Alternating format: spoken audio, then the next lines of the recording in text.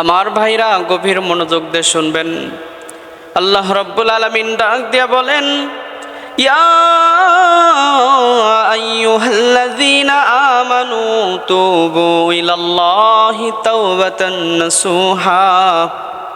হে আমার গোলাম, তোমরা যদি আমি আল্লাহর কাছে তওবা করতে পারো,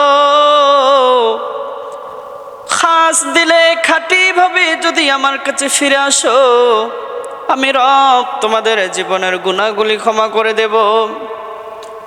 হ্যাঁ বান্দা, শুধু তাই নয়, তোমরা যদি সঠিকভাবে তওবা করো, তোমাদের পূর্বে যত গুনাহ করেছো পূর্বের জিন্দেগিতে, সমস্ত গুনাহগুলি গফফার নামের ওসিলায় ক্ষমা করে দিয়ে তোমাদের গুনাহগুলি সওয়াবে পরিণত করে দেব। আল্লাহ রাব্বুল আলামিন ডাক দিয়া বলেন, বান্দা তোমরা যদি আমাকে ডাকার মতো ডাকতে পারো, চাওয়ার মতো চাইতে পারো, আমি তোমাদেরকে কখনো খালি হাতে ফিরাই না। ও দুনিয়ার মানুষ, দুনিয়ার কোনো মানুষের কাছে একবার যাও চাইবার, দুইবার যাও চাইবার দেবে, তিনবার যাও চাইবার দেবে, কিন্তু চতুর্থবার যাও বিরক্ত হয়ে যাবে।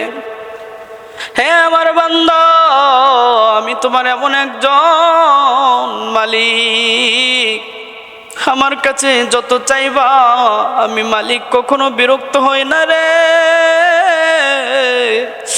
আমার কাছে যত চাও আমি তত খুশি হয়ে যাই। উদউনি আস্তাজিব লাকুম, তোমরা আমারে ডাকো, আমি তোমাদের ডাকে সাড়া দেব। আমাকে ডাকতে দেরি হবে, আমি তোমাদের ডাকে সাড়া দিতে দেরি করব না। আমার নবী রাহমাতাল লিল আলামিন বলেন, হে আমার উম্মত, তোমরা শুনে নাও। আমার আল্লাহ ডাক দিয়ে বলেন, বান্দা তুমি যদি আমার জন্য দাঁড়িয়ে যাও, আমি তোমার দিকে হেঁটে যাই। তুমি যদি আমার দিকে হেঁটে আসো, আমি তোমার দিকে দৌড়ে যাই। তিনি রহমান, তিনি রহিম, তিনি গফফার, তিনি এত দয়ালু, তামাম পৃথিবীর সমস্ত মাখলুককে তিনি রিজিক দান করে থাকেন। হে বান্দাম, লক্ষ কোটি মানুষ যদি তার রহমতের ছায়া তলে লালিত পালিত হতে পারে, বান্দা তুমি এমন কি গুনাহ করেছো যে রব তোমারে ক্ষমা করবে না? চাওয়ার মতো যদি চাইতে পারো, আমার রব কাউরে খালি হাতে ফিরায় না। তিরমিজি শরীফের 3540 নম্বর হাদিসটি হাসান সূত্রে বর্ণিত হয়েছে। وعن أنس رضي الله عنه قال, হযরত আনাস রাদিয়াল্লাহু তাআলা আনহু বলেন, সামিআতু রাসূলুল্লাহ সাল্লাল্লাহু আলাইহি ওয়াসাল্লাম, আমি রাসূলুল্লাহ সাল্লাল্লাহু আলাইহি ওয়াসাল্লামকে বলতে শুনেছি।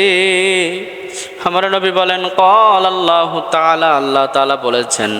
তার মানে হাদিসটা হাদিসে কুদসি। আল্লাহ রাব্বুল আলামিন বলেন, ইয়া বনা আদম, হে আদম সন্তানেরা, ইন্নাকা মা দাউতানি ওয়া রাজাউতানি গফারতু লাক আলা মা কানা মিনকা ওয়ালা উবালি।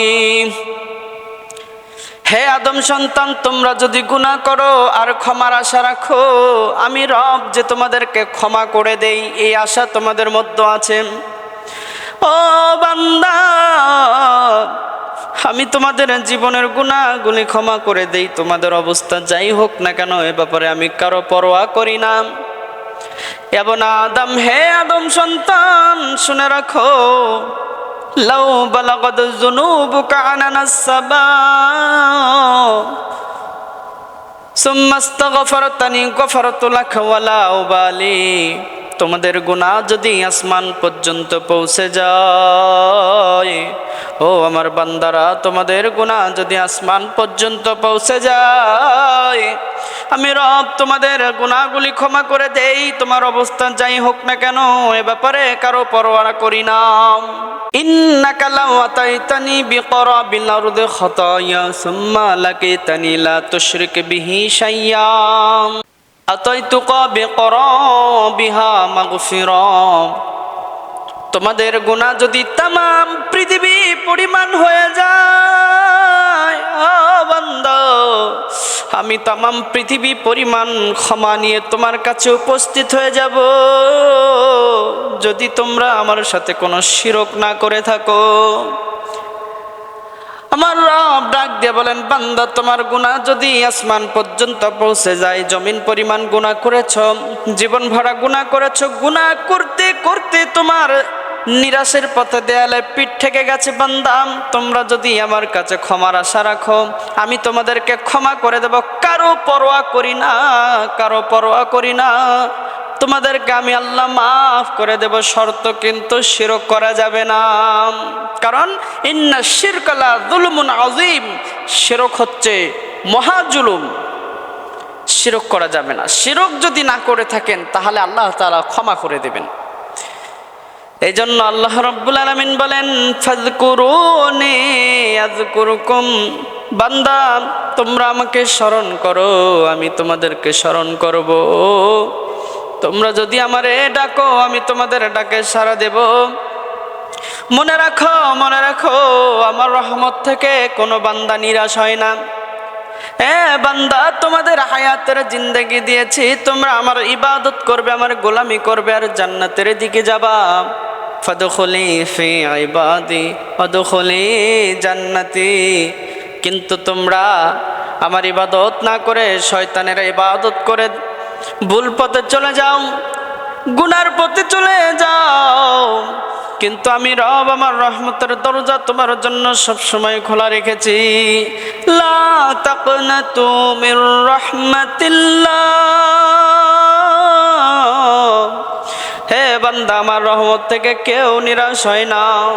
শয়তান তো তোমাদেরকে ভুল পথে নিয়ে যাবেই, সুতরাং তুমি যদি বারবার ফিরে আসো আমার দেখি, আমি রব খুশি হয়ে তোমার জীবনের গুনাহগুলি ক্ষমা করে দেই, তোমাকে আমার রহমতের বান্দা হিসেবে কবুল করে নেই।